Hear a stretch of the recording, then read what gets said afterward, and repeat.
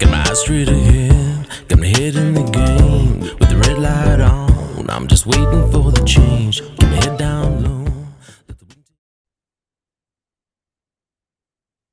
Hi, Jake Ballin. Thanks for listening to The Slippery Slope. So, spoken about before, used to be in the police, was a police officer, well over a decade, and more than half of that, I spent doing covert surveillance, seconded to the Crime and Corruption Commission. So when you're doing covert surveillance, when you're doing surveillance, conducting surveillance, details matter. Okay, the intel that you get when you're looking for someone, when you're hunting, you're tracking someone down, or when you're trying to first make sure that you get the right person, the right subject, the right suspect, you've got to have the correct information to know that you've got the correct person in your sights, the correct target in your sights. And the details matter when you're looking for someone. The details matter. So when a friend of mine calls me this morning, let's call him Trolley Boy, it says, "Hey, Jay, do you think maybe they dropped the ball on this?" You look at it and you go, yeah, details matter. When you're putting out the description, when something happens, a crime happens, such as what's occurred here, a baby was scalded with hot coffee. You put out the call, hey, this is the target, this is the suspect that we're looking for. You've got to describe the person properly. There's got to be an accurate description. Let's check out what's happened. You got to shake your head. Okay, so this article says that astounding political correctness fail after coffee attack on baby at Hanlon Park in Brisbane may have allowed coward to flee the country, as ex-top cop exposes the major questions surrounding the case. Former Australian Federal Police Detective Superintendent David Craig criticised Queensland Police for not showing the suspect's face in their first public alert, despite having a clear picture, and for being deliberately vague in describing him. His description was reported as a person with tan skin. Tan skin. That doesn't narrow it down very much. He should have been called out as a man of Asian appearance, just as we do people of Caucasian appearance. It didn't happen quickly enough in this case. This is not racial vilification terms. These are identifying terms. Had some counter-surveillance experience. He knew what he was doing. I think that probably one of the best things that we can do in this situation is actually rely on human intelligence from the community. Now, can I just say, you look at the face of this guy and he's Asian, and that's not, he's Asian. Why the heck wasn't the initial description going out as being Asian?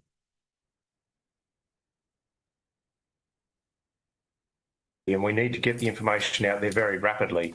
He was obviously avoiding electronic trails so that he couldn't be followed so easily.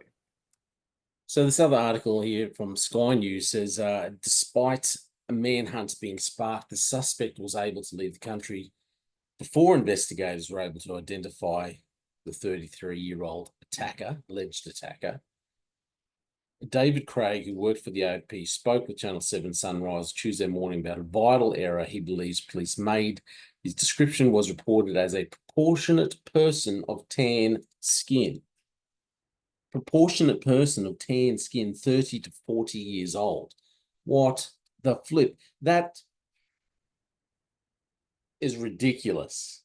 Who is the clown at the Queensland Police Service who thought that was an adequate description to find a person who had badly injured a very small baby? An adult burns a 9-month-old baby, and you think that that is an adequate description when you're wanting to hunt the suspect down? I can't even.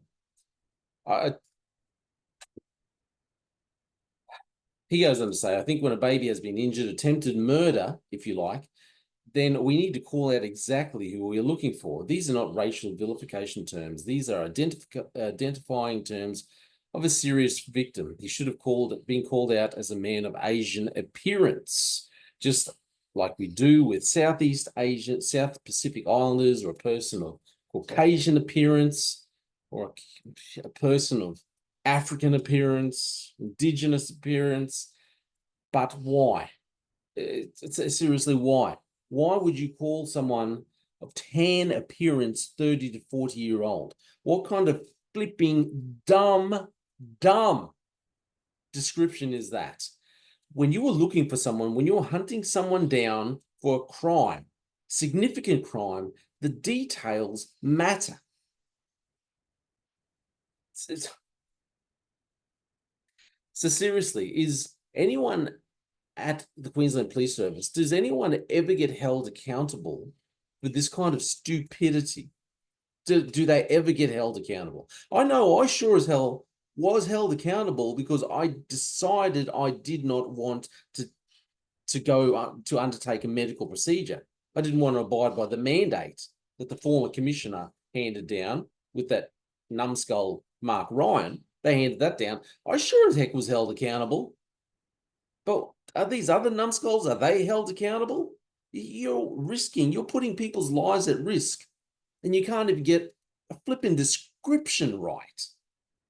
Is anyone ever held accountable in that place for the serious mistakes?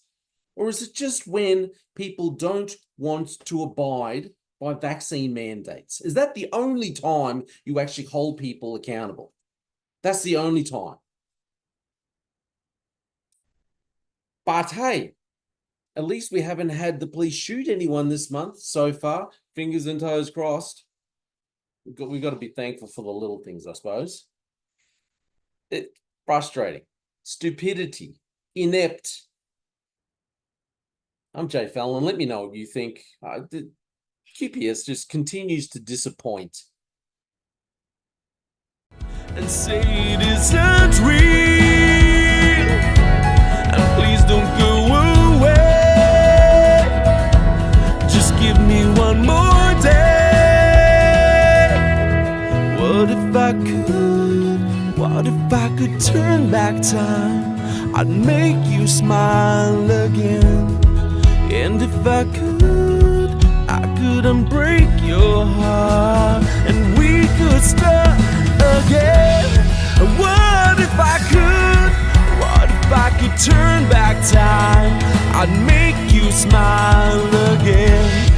And if I could unbreak your heart, and we could start again.